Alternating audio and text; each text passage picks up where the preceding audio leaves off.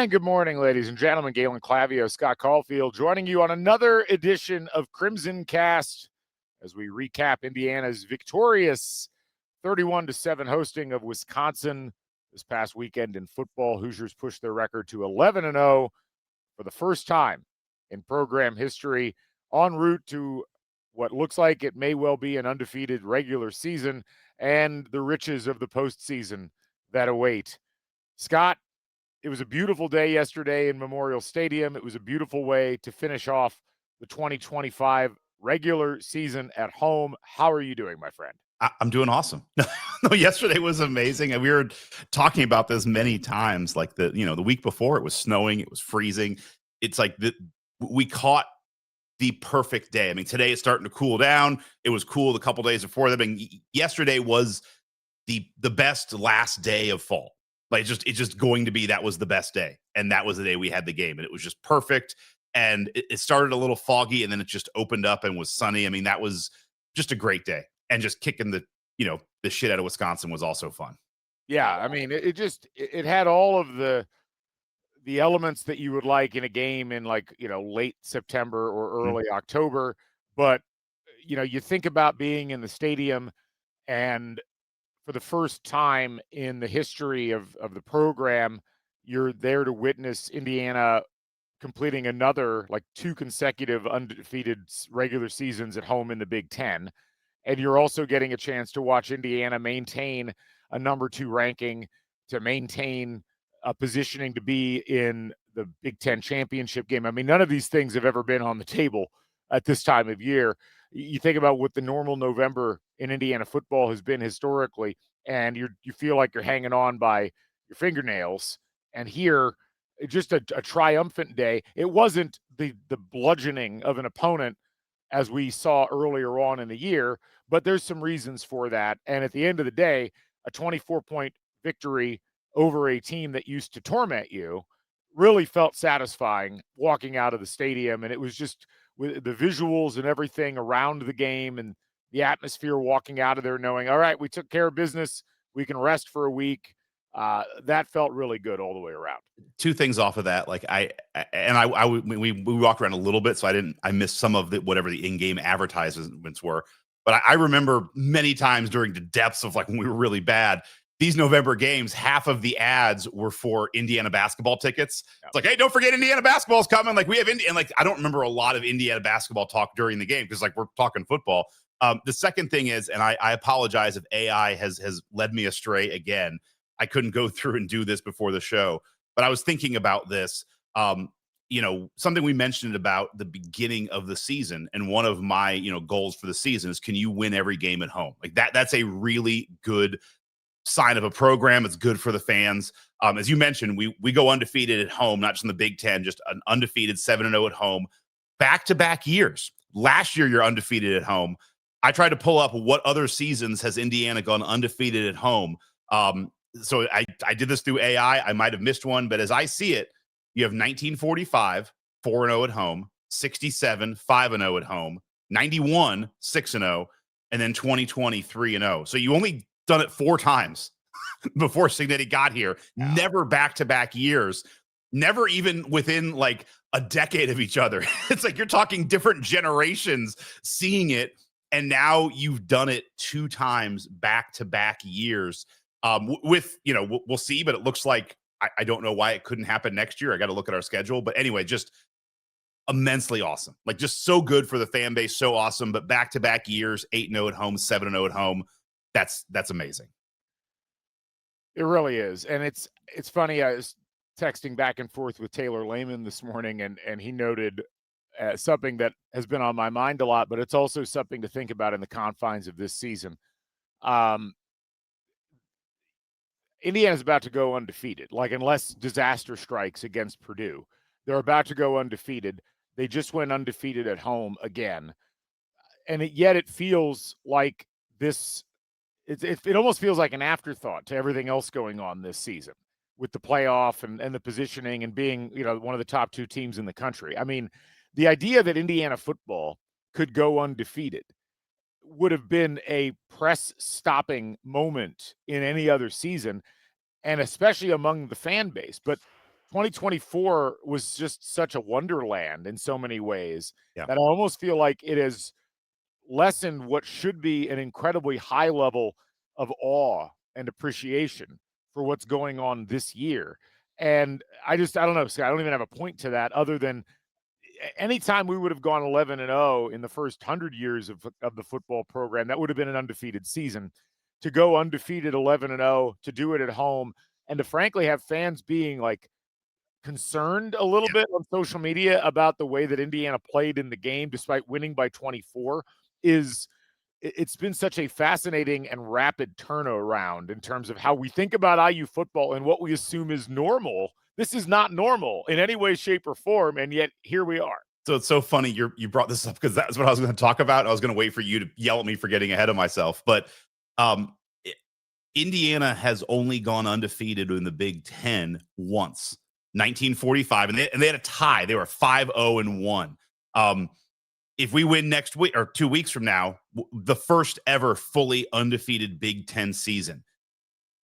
To contrast that, I did go through and count these today to make it right. Do you know how many times we've gone winless in the Big Ten since IU football has started? I counted them up. Go on. No, I don't know. And by the way, like almost every coach of note has one in their arsenal. 21 seasons. I'm not going to list them off. But there's a lot of them. A lot of in the decade. I mean, a lot before 1919. You have like 02, 04, 06, where it's like 0-1 and 0-2. So, but like, I mean, there's a lot after that, like, 57, 60, 61, 73, 84, 95, 2011, 2021. 21 times we've never won a game in the Big Ten. We've never, hard stop, had a fully undefeated season, no ties in the Big Ten. And we are on the precipice of doing that now. I'm with you. It's just unbelievable stuff. I had that. I bumped into a buddy from high school, Ben, at halftime. And, we've been to IU football games before. And it's like, we're like, man, I can't believe I'm like disappointed. We're up 10-7 against Wisconsin. Like we haven't lost this year. Like any other year, it'd be like, wow, like that's the win. Like we took Wisconsin. We're ahead of Wisconsin at half. Like I can't wait to do the pod and talk about like that. Does that count for a half a win in the Big Ten? It's like, but it's unbelievable. Yeah, but I was thinking about that as well, like just that how far this program has come. And that's where I still want to shake people that I talk to who are not IU football fans. And it's like, well, you guys were bad. And it's like, no, we were historically bad. Like, we're not even Cubs bad. Like, we were, you go look at I'm looking at it now. It's like Bo McMillan, who had the undefeated season, picking on Bo. It's like, here's his Big Ten win totals the years he was here: 1, 2, 3, 3, 1, 2, 2, 1. Like, just, it's littered with ones and zeros. It's like binary code is what our Big Ten win record is. And we're about to go undefeated. It's been wild. We're going to talk about the game. We're going to talk about all of that. There's some fascinating new statistic that I never thought I'd see and that I'm certain has never actually existed before as a standalone. But first, just a reminder, we're brought to you by Homefield Apparel, your place to go for the finest in college fashions, the softest fabrics, the coolest designs. I was live. You can say they started this. They started the 9-win Indiana. Like, this might have started. I mean, many people say Signetti did this. I say it was Homefield. I mean, Homefield Apparel. We've never had an undefeated season in the Big Ten.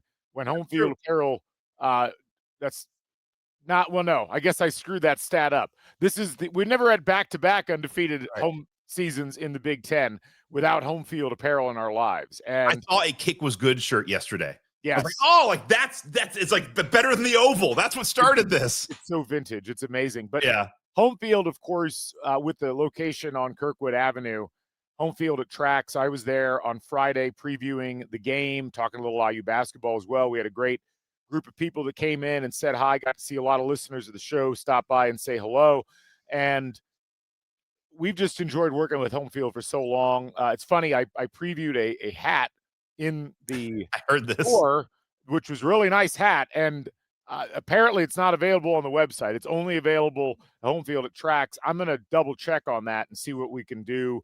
As I had someone write in from our subscriber base asking about that. But you can find all kinds of amazing things, not just at the store on Kirkwood, but across the Homefield website. Go there, homefieldapparel.com, and you'll find Indiana gear across the eras. You'll find Big Ten gear. You'll find gear from all these other schools. And if you use the code HOME23, you get 15% off your first order. Again, that's homefieldapparel.com, proud sponsor of the Back Home Network. We're also brought to you by the Posh Hotel. Go to Posh Hotel Bloomington for the finest in luxury accommodations, also located on Kirkwood, a little further down the street. Great views from all of their rooms and a lot of amenities that you'll only find in luxury hotel accommodations in Bloomington. So again, the Posh Hotel in Bloomington, be sure to check them out. And if you go to their bar with a home field hat, they'll serve you a drink. You have to pay for it, but right. That's CrimsonCast sent you, and you'll get the special, which is whatever the price of the old fashioned is. Great moments in almost having cross promotion, Scott. Right.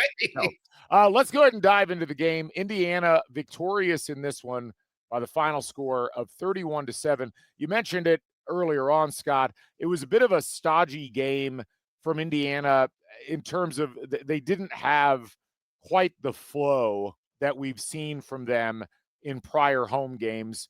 They looked a lot more put together, I guess, against Michigan State, against UCLA. The last three quarters against Maryland, they got rolling. And, I give Wisconsin a lot of credit. They put what looked like an almost entirely brand new offense in with a freshman quarterback. They were on their fourth string quarterback, but he came in and did about as well as one might expect. And Wisconsin was racking some running yards up early on. They were dominating time of possession. They were taking a page out of Michigan State's playbook. And then defensively, they proved to be a pretty stout opponent for this Indiana squad on the ground as the Hoosiers really struggled to get anything going. It felt like some of that was injury related. It also felt to some degree like Indiana was taking some pages out of their playbook and keeping things as vanilla as possible. We'll talk about why they might have been doing that here in a little bit. But, Indiana scored first, and I think it's important to remember Indiana never trailed in this game. Wisconsin, to their credit, came down in the second quarter and was able to punch it in after a long drive. Indiana responded with a field goal, and then you get to the second half, and I think everybody's a little bit nervous, but Indiana really seized control of the game in the second half. And it was fascinating because after really leaning on the run heavily these last few games, Indiana leaned on the pass to get things done offensively. And sometimes you can forget they've got that gear, but that gear, when it's fully enabled, is really hard for opponents to stop, even opponents as good defensively as Wisconsin is. Yeah, I mean, we'll save some high-level stuff that I have for the end. But you do leave this game. My questions kind of are like, is this because we just have a multitude of kind of small injuries that's caught up to this team? Is this team getting tired? Has this team hit his limiter? Or is this team just kind of holding some stuff back? And I think any of those could be true, because it definitely felt like, we keep saying this, but this felt like so many games where Indiana's on the other side, where I was never really concerned that Wisconsin was going to win this game. And the way that we played it, there's 2 4th and 1s that were in the Wisconsin territory, or in our own territory, right around the 50, where we just punted and just felt very un-Signetti-like. But it felt very much like, well, we're just going to punt it because we know you can't go 80 yards with the ball. So it's like, we're just going to play smart. We're not going to really be there's no point in pouring it on here. It's a good win. We controlled the game. We almost covered a 30-point spread. So it's like, you can't get too cranky with it. My other takeaway from the game, though, is because of all the passing, I do wonder, with the running game, it did look like our line was having some troubles. Our offensive line, there were moments where Mendoza got sacked like 4 or 5 times. And it was like, I wasn't sure if he was trying to go through his reads. He looked a little tentative, and then the pocket really broke down on him. On the runs, the holes weren't quite there. And so I do wonder, was that a decision to pass more, or were they having some offensive line troubles? And let's go back to the punting. Right now this season, we're averaging 2.5 punts a game. I think we punted 4 or 5 times in the game. Just it felt a little less explosive, a little more stagnant. But like I said, I don't know if that was because it was Wisconsin, because of the injuries, because we're holding some stuff back, because we know we don't have to, or if it could just be a combination of all of those things. Well, okay, a lot to unpack there. I think the way I would choose to interpret it is as follows. I think for Indiana, first of all, yes, Mendoza hung on to the ball a bit long, and I think took at least a couple of sacks that would have otherwise been balls he would have likely thrown away. However, I think a lot of that was an overall attitude that also relates to the punting. I think they tie in together, which is that the key to beating Wisconsin in this game by a handy margin was to not give them possessions and to limit what they could do on the possessions that they had in terms of yardage. And that meant not turning the ball over. Don't put the ball in a position where it might get turned over, where you might throw an interception because you're trying to avoid something. But it also meant that on 4th and short from midfield or shy of it, you punt the ball away. Right. Not because you don't think you can get it, because as we saw against Illinois, as we've seen against some other teams, Indiana can go for it. I mean, they've got plays in the arsenal. But A, why tip those plays off down the line? And Right. B, Wisconsin, once Indiana adjusted to what they were doing offensively, didn't really have the ability to move the ball. And when we get to recite the drives later, I think you'll see what I'm talking about with that. So once you got the clamps down, it's like, don't give Wisconsin the ball near midfield. Don't accidentally lose it on a 4th and 1 at your own 45. And now Wisconsin's got to go 25 yards to get a field goal. And now suddenly they're that much closer. Make them drive 70, 75, 80 yards. They just didn't have the ability to do that. And again, yes, Wisconsin did put together a nice drive in the second quarter.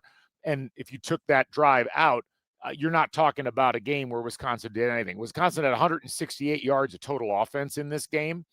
And, 48 of those came on the first drive, the missed field goal drive. So now you're down to 120 yards.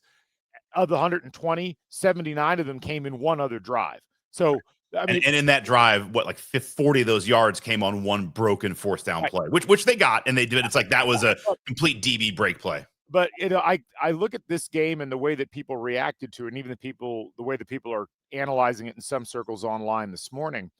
It reminds me a lot of the old Dominion game, where it was a game that people left with a sour taste in their mouths because it was close in the first half. But then you look at the totality of the game from a statistical perspective, and it wasn't close at all. And again, Indiana didn't need to win by an overwhelming margin. What they needed to do was get healthy. Another game where they're missing Elijah Surratt, who I doubt now that we'll see before the Big Ten championship game. Right. Another game without Drew Evans, a game where Khalil Benson again got banged up. It was a game where, yes, there were certainly some line issues, and that's something that you need to see fixed, but you're still not playing with a complete line. And when you're trying to not turn the ball over, and if it's a choice between throw a risky pass or take a sack, you're going to take the sack in that instance. And I was fine with that. And again, I would have liked to have seen Indiana get off to a better start. And I think Wisconsin, they deserve a lot of credit for doing a lesser version of what they were able to pull off against a couple of really good offenses over the last month. They went into Autzen Stadium and played really well defensively against Oregon. They only lost that game 21-7. And then last week, they were able to hold Washington's offense, which is normally pretty prolific. You saw what they did to Purdue last night, to only 10 points. They end up winning that game. So as bad as Wisconsin's season has gone, the defense in terms of scoring has not been the problem. It's been their offense. And I think Cignetti knew they were going to get enough points and enough yards, and they had the ace in the hole of Fernando Mendoza, that they weren't worried about the margin. They were worried about getting out of there without giving Wisconsin a lot of opportunities to flip the field. Yep. No, and I agree with you on the punting piece. It's funny, I left my house, did not have ESPN on my YouTube TV, and so I thought this was going to be a really good win. And then I came back with ESPN on, and I realized that this isn't like winning against South Carolina. It's just the SEC bias all came flooding back in with having YouTube back on. Sorry, joke there. I love it. Yeah. No, do we want to get to recite the drives? We can start digging into that stuff. Let's get to recite the drives. I think that sounds like a great idea. Now, let's bring you to everybody's favorite segment. It's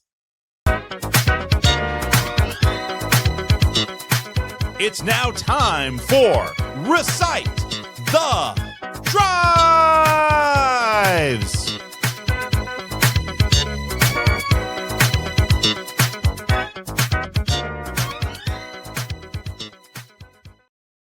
Recite the Drives, brought to you by Jeremy Barbuto of Ironhorn Enterprises. Jeremy's buying commercial real estate. you should give them a call if you got some commercial real estate to sell. 315-436-3872 or Jeremy at ironhornenterprises.com. Jeremy, as always, we appreciate the patronage. Scott, let's go ahead and get to it. I will let you tackle this however you would like. Let me call up the graphics so that you have some material to work with here. And we're going team by team. We're going to start with Wisconsin drives first. Starting with Wisconsin. Let's do it. All right. So the Wisconsin drive chart, we're going to highlight here just the first drive because it was truly epic. Wisconsin only went 48 yards in 13 plays, but took 7.5 minutes. And it also highlighted what was going to be. And yesterday was great. I remember the Kevin Wilson era where games were pushing 4 hours and 20 minutes. The only trouble with yesterday was it was short, like 2.5 hours, 2:45. You're out of there. It's like I could have enjoyed a little more of yesterday, just enjoying the game time. But it all started with this first drive where I'm sitting there telling my wife, like, this is gonna go quick if we're just gonna do this. I've not seen a drive that long that ended with nothing in quite a while. But a 7.5 minute drive, you're not going to see that very often. But then yes, we go there to a punt. Another drive for a punt, and then the one drive that you mentioned, another 8-play, 79-play drive for a touchdown. A lot of those yards came on that 4th and 1 play. Nice play call where we sold out and just left somebody in the back, and they ran it all the way in. The rest of the way here, I'm just going to kind of jump ahead. Here are the number of plays in the rest of the drives: 2, 3, 3, 3, 3, and 3. So I think they got one more first down in the second half. So to your point, like, this is a complete ownership after really those 2 drives, which ended up in 7 points. But so the drive to end the half, you have a drive at the half, and then the second half, the drives go punt, fumble, punt, interception, punt.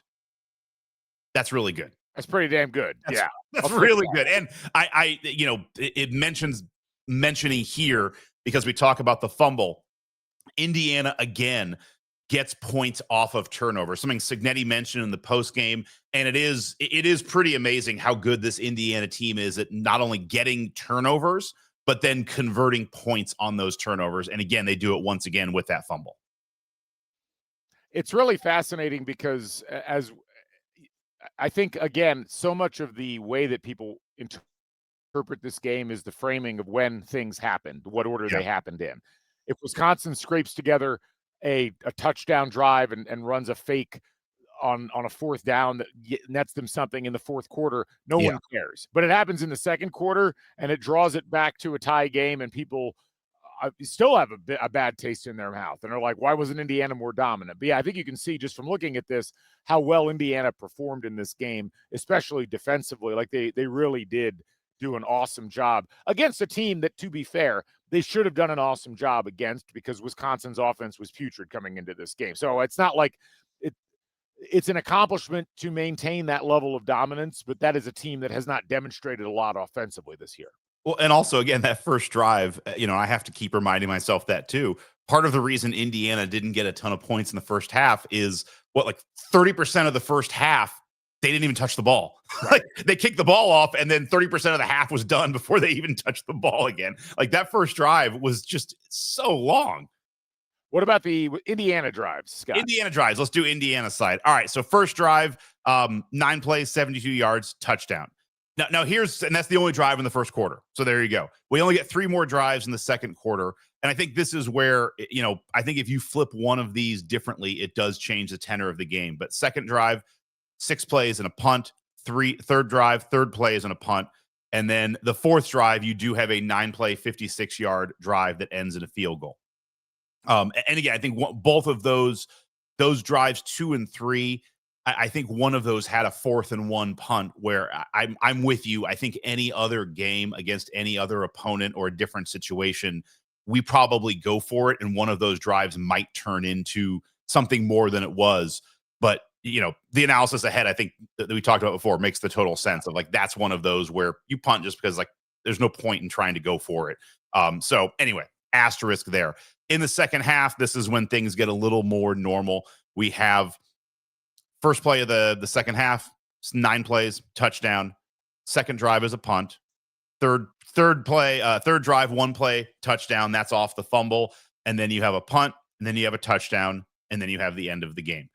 So a couple of punts mixed in there, but again, this is also the kind of we're used to, like, oh, touchdown, touchdown, field goal, touchdown, touchdown. Like this was maybe a little more uneven on the offensive side, but I do give asterisks to at least two of those drives that turned into punts, where I think if we really needed to go for it, we probably would have gone on those 4th and 1s. And if we were at all concerned that, the other side's offense could do anything, they affected what those drives became.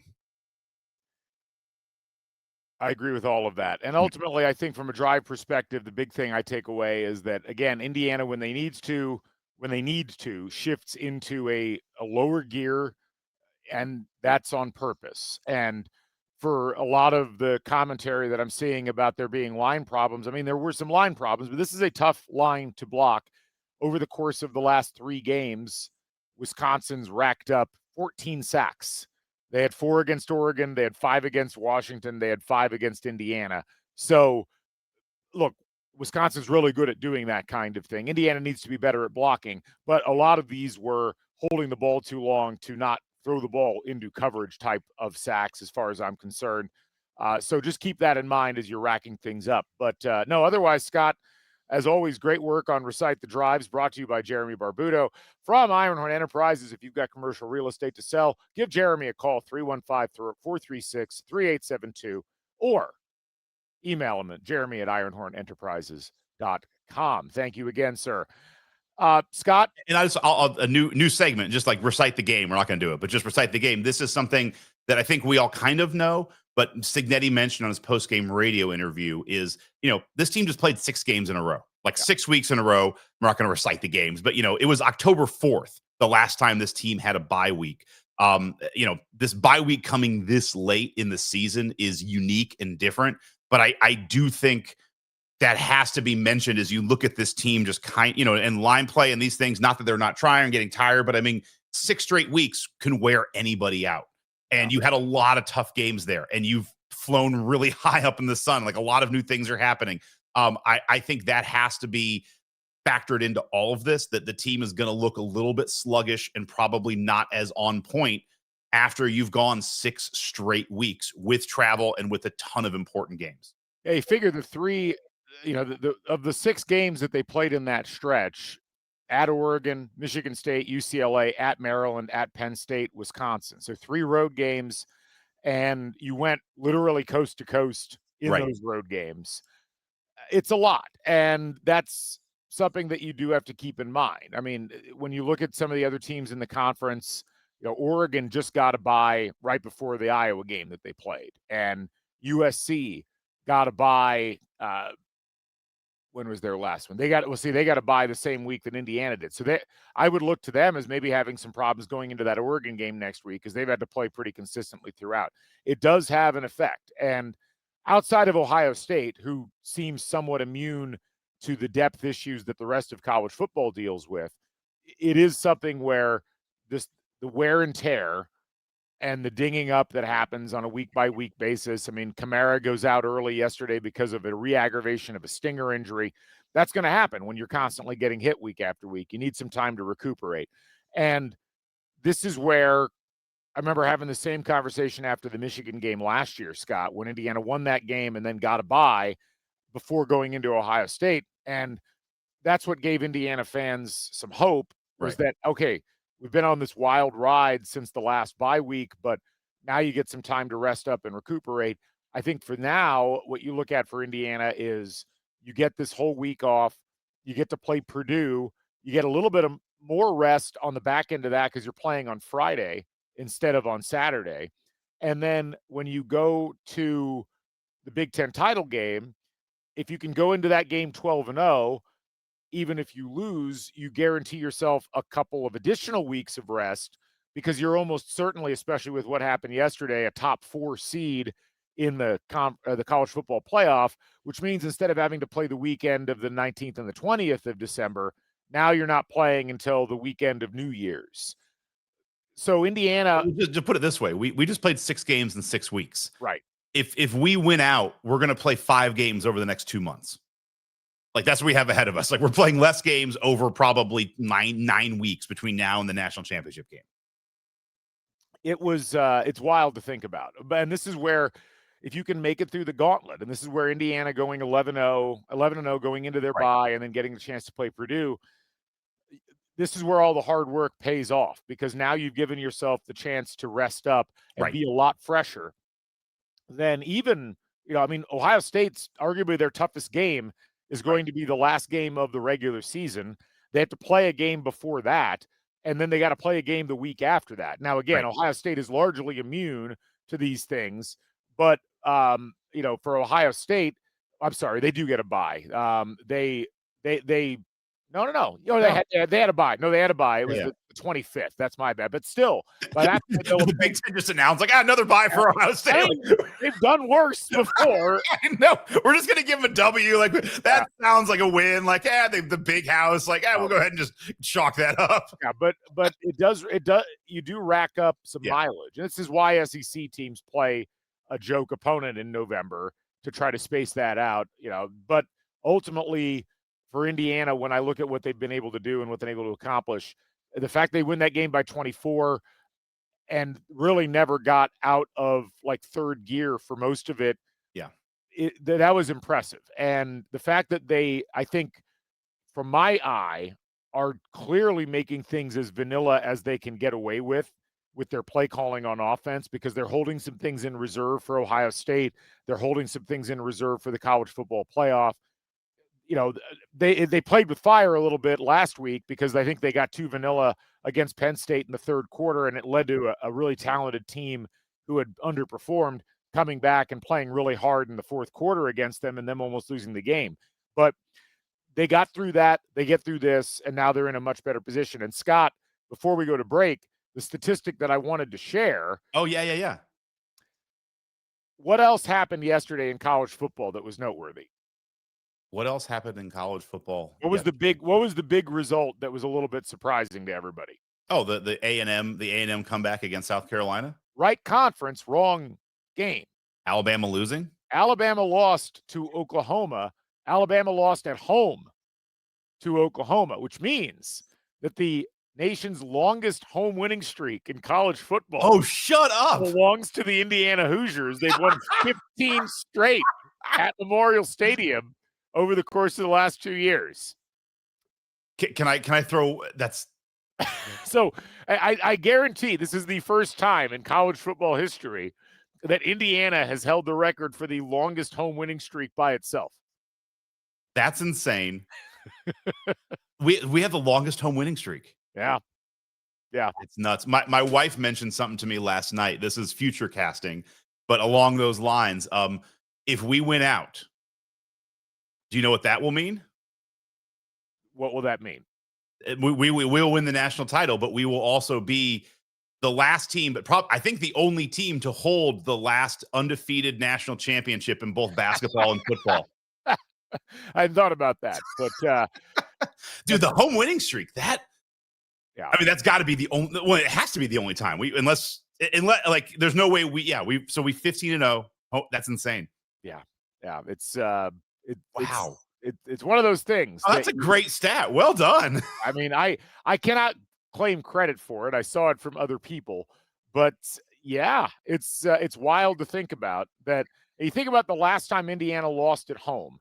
It was Michigan State, right? It was Michigan State. Which I remember doing a podcast with Taylor Lehman. In that game, we probably should have, I have to go back and in the recesses of my mind, that was one of the worst clock managed games at the end that I ever remember. And I forget how it went down, but we were calling timeouts before field goals. And it was bananas how bad we lost that game. That game also went 3 hours and 58 minutes, in contrast to the 2 hour and 47-minute beauty that we just saw yesterday. But yes, so there you go, Scott. What we lost Michigan State. We beat Wisconsin that year. This is a weird one. Indiana's actually on a 3-game winning streak against Wisconsin right now.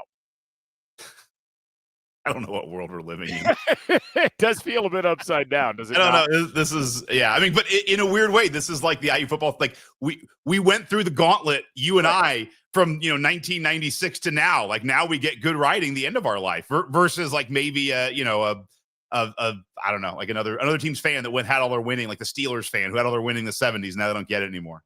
Before we wrap up, actually, just a quick look at some other stats from this game.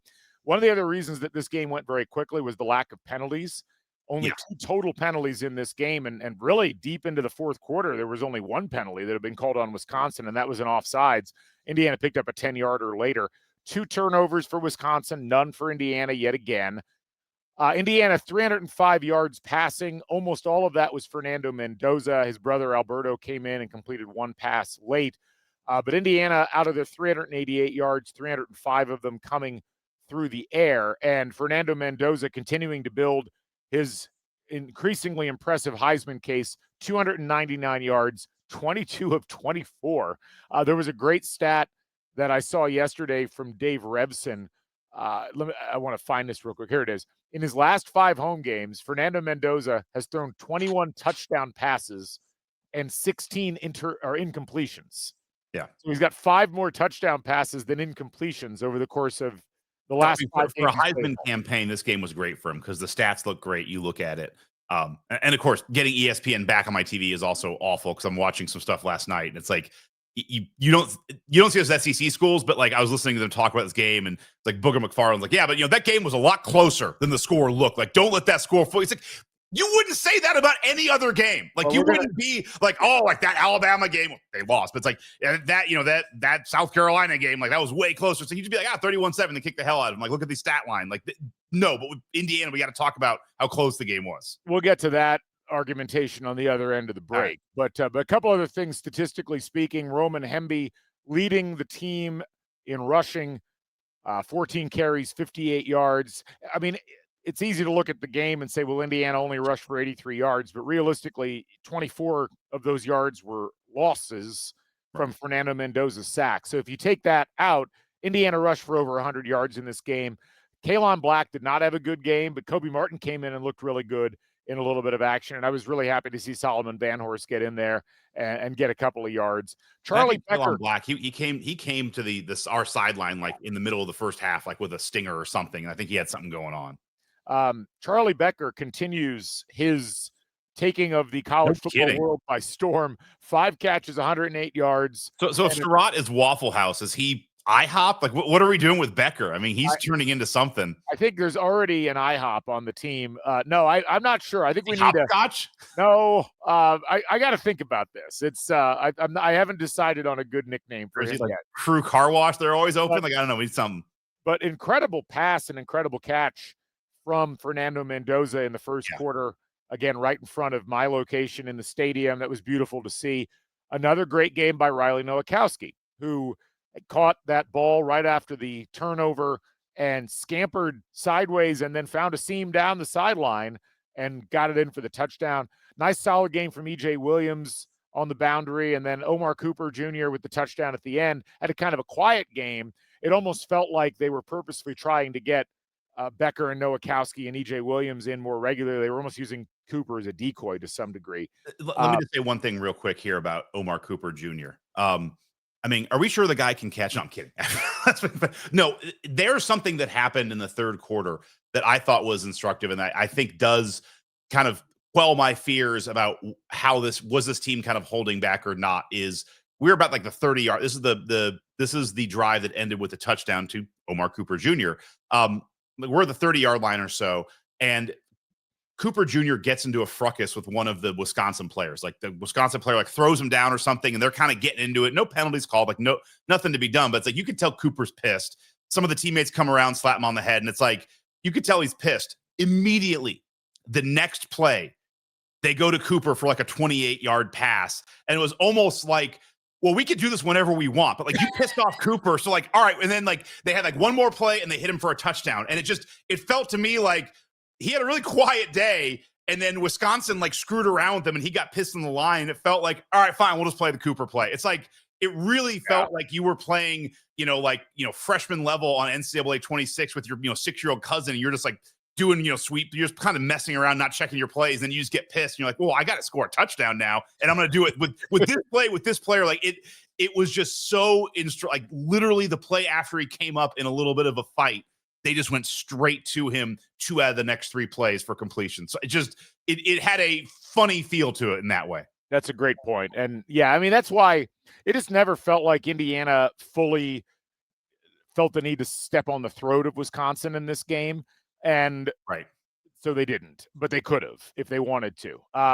Aiden Fisher finishes off his regular season home campaign, leading the team in tackles. Elijah Hardy had a great game, picked up a sack, picked up a TFL. Other noteworthy statistical performances on defense. Dominic Ratcliff had a nice early sack that set the tone a bit there. And then, of course, the turnovers. Hosea Wheeler picks up a fumble, and Devin Boykin with a nice interception. It was a very quiet game for Wisconsin across the board. Carter Smith, the freshman, played okay, 9 of 15, 98 yards, had the touchdown on the busted play on the 4th down. Gideon Atuka, the running back, 9 carries, 32 yards. He, of course, had to be carted off the field. Very scary moment. Yeah. He was fine. He actually tweeted from the plane on the ride home, so he seems to be doing well. But it was a game where Wisconsin, as we mentioned, if you take out the 2 drives that they had, essentially did nothing the rest of the game. And, ultimately Indiana able to put a nice combined team effort in place to pick up the victory. They hold Wisconsin to 2.3 yards per rush, and they hold them to under 100 yards passing. So one Aiden Fisher note. So I just saw this. I'm assuming it's the last couple of weeks. I saw it on Instagram, but a clip from the Big Ten like weekly football show, whatever they call, like Big Ten profiles or whatever. But they did a piece on Aiden Fisher, which if you haven't seen it, go watch it. It's awesome. Like it's about him and his father and his stepfather and like, what happened in his life. And I showed it to my wife. I'm like, how much, like, you don't think you can love this Indiana team more? Like watch this about Aiden Fisher and like why he chose the number he plays with. And it's unbelievable. Yeah. So anyway, we're going to take a quick break and come back with more. We'll talk about national positioning for Indiana, how things are looking as we move into these last few weeks of the regular season, and then, of course, the postseason. And we'll preview what's coming up 2 weeks from now, I guess. But all that on the other side of this break. You're watching CrimsonCast here on the Back Home Network. If you're not listening to Sideline Stories with Trisha Whitaker and Sydney Parrish, you're missing great stories like this. When you interviewed Signetti, did you know that he was the type of character that he is and so outspoken and just like what we call a soundbite machine? No, not really, but I did realize in the first phone conversation how he was just so authentic. Literally at the end of the conversation, I'll never forget it. And I thought about Coach Knight a little bit because I'd heard that people asked Coach Knight when he took the Indiana job and they'd say, "Why did you go to Indiana?" And he said, "Because I could win there." So I'm on the phone with Coach Sig, and at the end, I said, "Do you think you could win here?" And he said, "Scott, let me just tell you this. If I have average resources, I will win. Trust me." I remember thinking, I believe it. I really did. And I remember hanging up, and I called President Witten. I said, "Hey, I just finished up with Coach Signetti," and I said, "Hey, I think he's different." Sideline Stories is part of the Back Home Network. Subscribe on YouTube and Spotify. Welcome back to CrimsonCast. Yes, go on. Oh, welcome back. I was trying to help you out. Welcome back.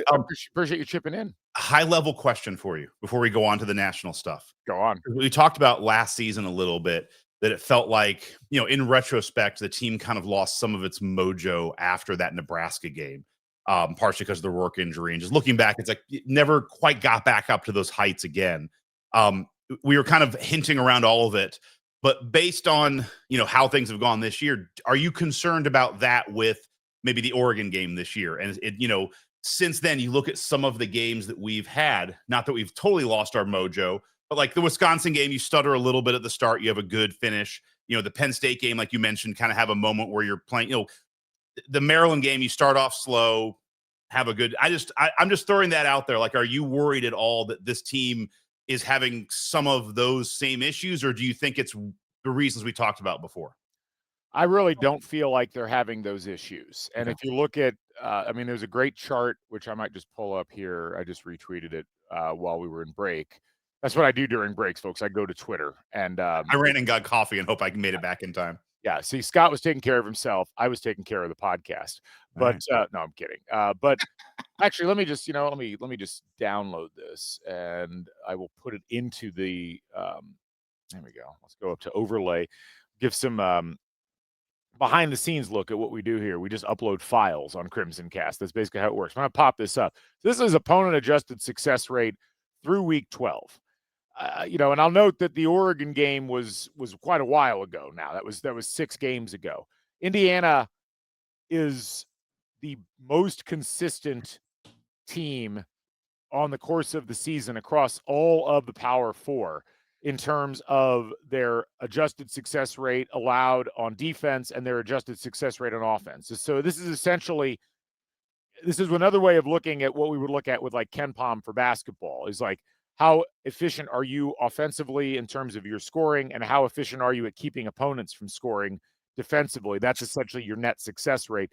This is opponent adjusted, which means we're taking into account how good the opponents are. Indiana, over the course of the whole season, but this includes the time since the Oregon game, is among the best and most consistent in the country. So I'm not really that concerned about the Mojo loss because, again, you're not going to beat every team by 50 points. I really think that's important to keep in mind. Like, Indiana beat a Wisconsin team that went into Autzen and only lost by 14 and beat Washington at home by 3. They beat them by 24 points. And they did it without their top receiver, without their starting left guard, without a lot of pages out of the playbook. And as you mentioned, Kalon Black, their number 2 or number 1B running back, picks up a stinger early on in the game. The Penn State game, the only thing I came concerned with there was Indiana's struggles blocking on the offensive line. And, it certainly manifested in terms of Penn State was just blitzing the hell out of them at a lot of junctures of the game, combined with Indiana's inability to stop Penn State when they really needed to defensively.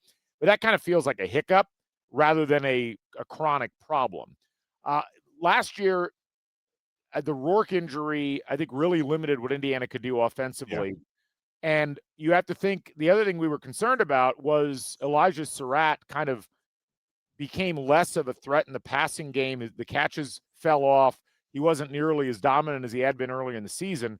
Some of that was Surratt, but a lot of it was the fact that Rourke couldn't get the ball elsewhere on the field. You don't have that problem with Fernando Mendoza. He's actually finding new targets. 3 games ago, we weren't talking about Charlie Becker. Now we're talking about how often can you get the ball to Charlie Becker. Riley Nowakowski has risen in terms of his importance in the passing game. Omar Cooper has been so consistent and so steady. And defensively, I think the big thing right now is the fact that you get through all of this, and as far as we know, you've only lost 1 starter for the rest of the season, and that's Kellen Wyatt on the defensive line. Everything else feels like it's largely in place, and you've had some new pieces come up that have been able to participate. I really do feel like last year Indiana almost ran out of gas because they had to push every week to get themselves into the college football playoff. This year, it has felt like post-Maryland game, Indiana's backed off a little bit because they're saving energy. Right. And I don't think that's a bad place to be. Now, obviously, we won't know. We have no idea how Indiana is actually going to perform on a neutral field against Ohio State, which feels like the most likely scenario. We don't know how Indiana would perform on a neutral field against some of the teams that they might play in the second round of the playoff. We don't know for sure that Indiana won't go in and lay an effort egg against Purdue on the road, although it seems unlikely. But I feel like this team is in a much better spot and that they are being judicious as opposed to being out of gas. That's, again, just my read on things based upon what we've seen so far this season. Yep. No, I agree with you. Just wanted to throw it out there. Yeah. But it's an interesting point. But I think everybody's got that issue right now. And this is actually a great segue into the rest of the schedule and the way that the national scene looks right now. You look at the teams that are in contention, the teams that are at the top of the college football playoff rankings, the teams that are positioned well within FPI. If you go through that list, Ohio State is playing some great football, no question. They are playing it against some pretty lesser opponents. And what I'm fascinated by with them is what we've seen in terms of their dominance over the course of the last, let's say 4 weeks of the season. At Wisconsin, Penn State at home, at Purdue, UCLA. They've been very consistent. They've scored between 34 and 48 points in those 4 games, and they've allowed between 0 and 14 points in those 4 games. Right. But that group of teams has not had great seasons. I mean, you go down the list. Wisconsin's won one conference game. Penn State's won one conference game. Purdue's won one conference game. Or no, 0 conference games. Sorry. And UCLA's won, two, I think, at this point, 2 or 3. They've won 3, sorry. But then they lost a bunch of other games. So I don't know if you can look at Ohio State and say that for sure they are going to be an overwhelming favorite all the way through the playoff. That's what everybody assumes. But, statistically speaking, they did struggle a bit against Texas, and they struggled more than the numbers would seem to indicate against Illinois. They capitalized on a lot of turnovers that Illinois had in that game. That Michigan game, even though I'll keep saying, like, Michigan has their number. Like, just like we would say that, like, last year you would have said all of the same things. Nobody expected Michigan to even compete in that game, and they won. I know, and I don't expect Michigan to compete in this year's game. But I cannot deny what you're saying, which is that, yes, Michigan has had their number. Michigan nearly lost yesterday. They had to drive down the field and kick literally a walk-off field goal in Wrigley in order to beat Northwestern. That's where I just don't feel like this Michigan team is quite at the same level that last year's was. But you look at last year's Michigan team, and they were at one point, 6-5 after they lost at Indiana. And then they won 2 games at the end of the season. They beat Northwestern and then they beat Ohio State. But that's the team that probably has the least number of questions, I think, Ohio State right now. Indiana, we already talked about. Does Indiana have some questions? Yes, but they're much milder questions than what you would be asking of Texas A&M right now, who had to come back from a 27-point deficit at home, and they beat South Carolina by 1, got some home cooking from the officiating.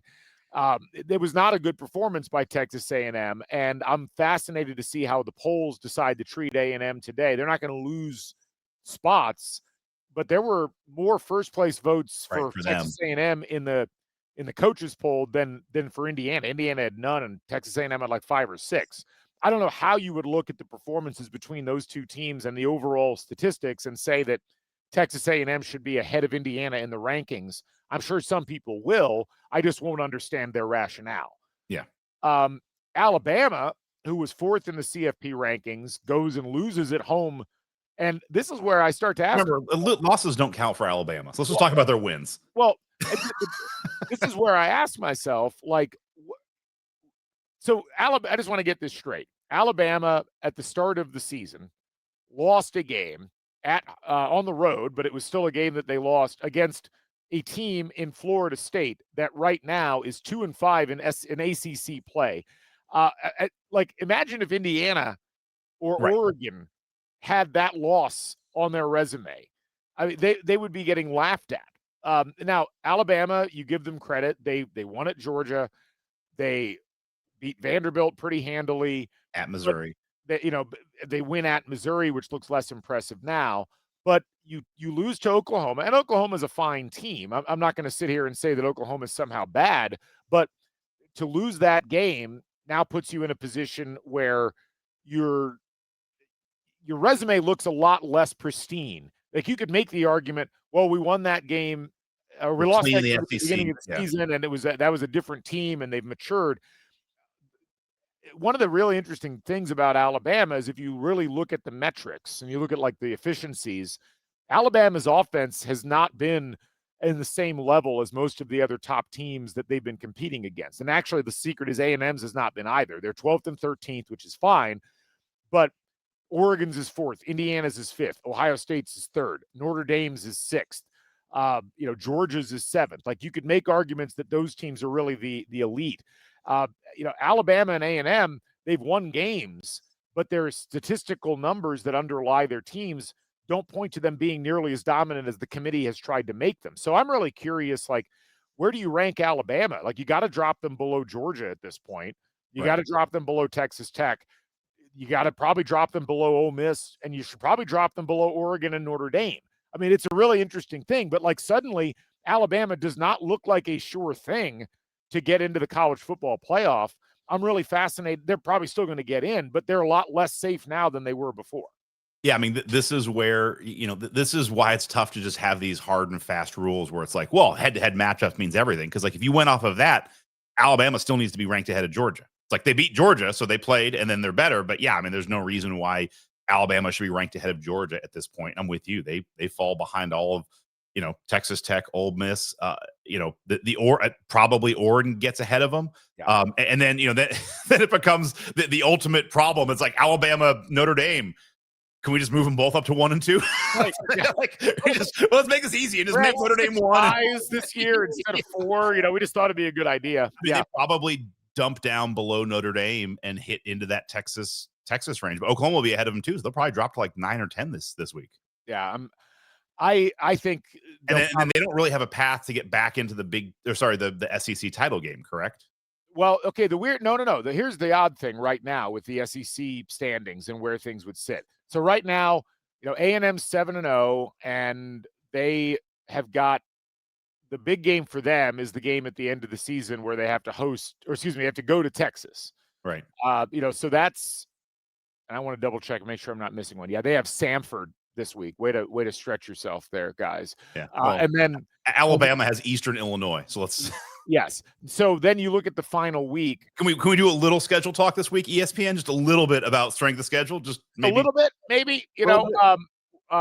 So Georgia winning that game that they won against Texas ends up being an interesting twist because now Georgia has wrapped up their SEC schedule. They have no more SEC games as of Saturday, November 15th. They finish up against Charlotte, and then they play Georgia Tech in the final game of the season. So Georgia right now is sitting there and waiting to see what happens. So essentially the scenarios are as follows.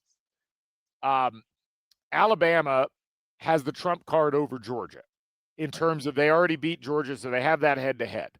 And Ole Miss right now, also having lost to Georgia in their one game, would sit behind Georgia in any sort of a tie.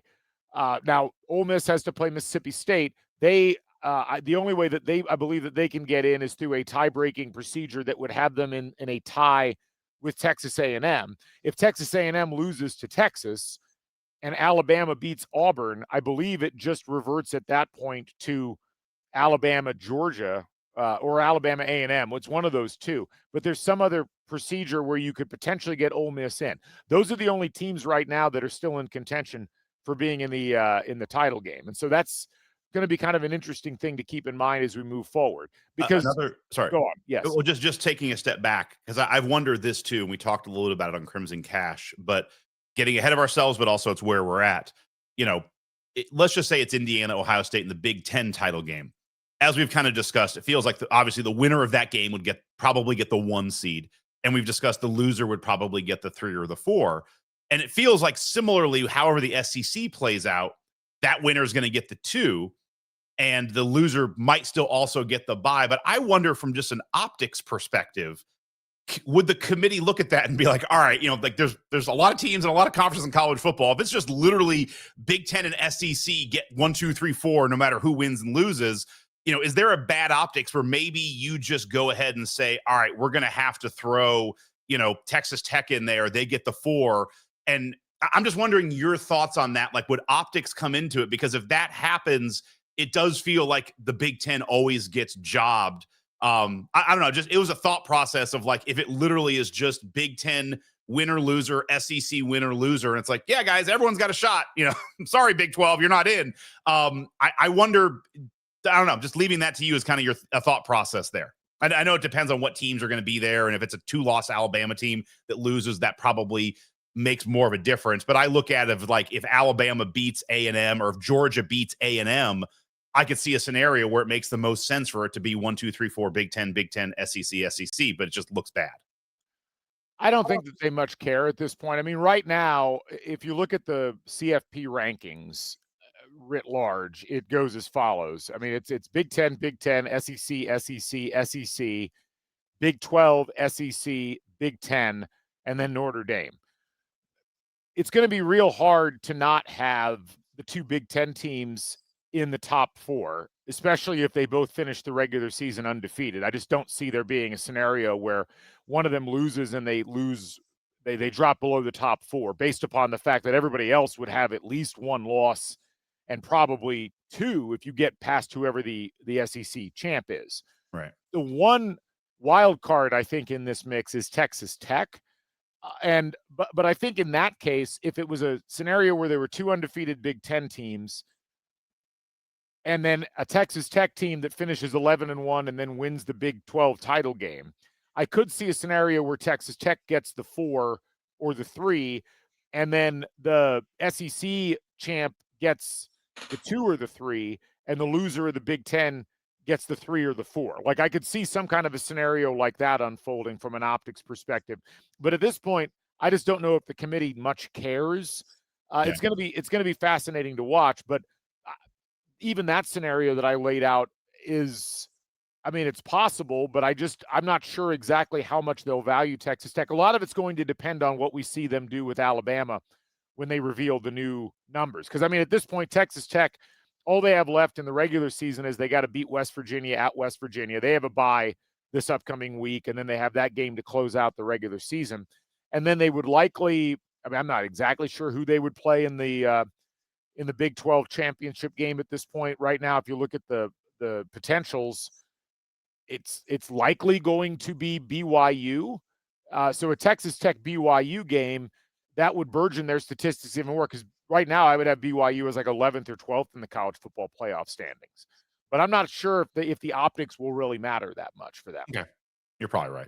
But we'll see. Well, you can't predict the committee, but up to this point, like, they didn't have any compunction about ranking Ohio State, Indiana, Texas A&M, Alabama, Georgia as the top 5. So I don't think they're going to suddenly change their mentality moving forward.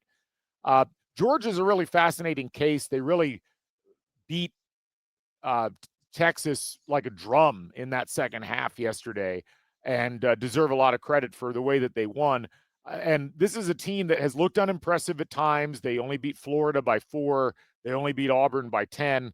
But then you look at their resume and it's like, well, they've only got 1 loss, and it's 3 points at home to Alabama in a game that they could have easily won.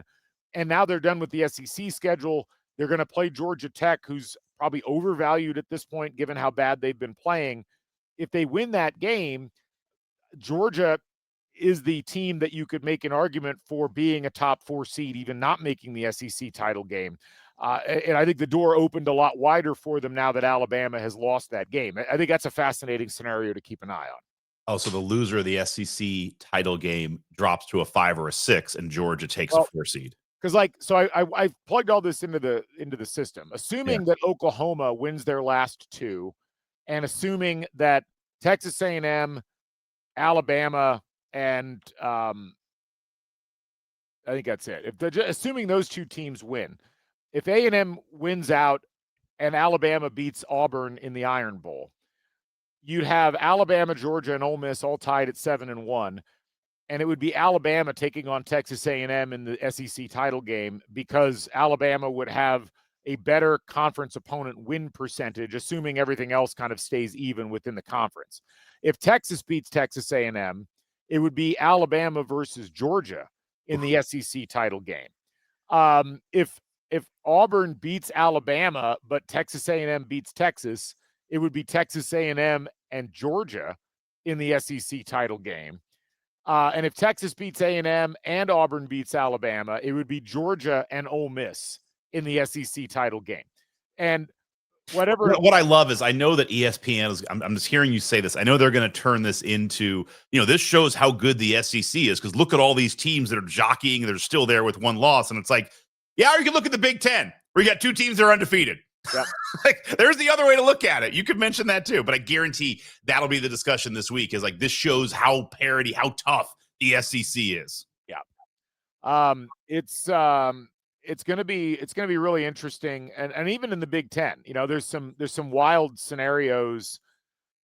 So it's all predicated on Michigan beating Ohio State. Well, but there's if Ohio State and Indiana both win out, and then both of them are in. If Ohio State loses to Michigan, Michigan's not automatically in. They would need Oregon to beat USC Right. And then they would also need Oregon to lose to Washington. So it would be so you could have a scenario where Michigan beats Ohio State, and instead of Indiana playing Ohio State, instead of them playing Michigan, They play Oregon. They play Oregon, which would be a fascinating rematch. Yeah. Or USC can, like I said, USC, if USC wins out and Michigan beats Ohio State, USC's in. Exactly. And that would be an interesting, like, wild rematch of the 68 Rose Bowl. Yeah, I know. So there's a lot of fascinating things, but I'm going to go ahead and call it now. If that game happens, I think there's zero, like maybe less than one, retrospectives on O.J. Simpson. I'll just say it now. Probably, yeah. not part of our programming plan for that game. Yeah. But even that's a fascinating tiebreaker scenario, because a one-loss Ohio State that's not playing in its conference title game probably still gets a bye.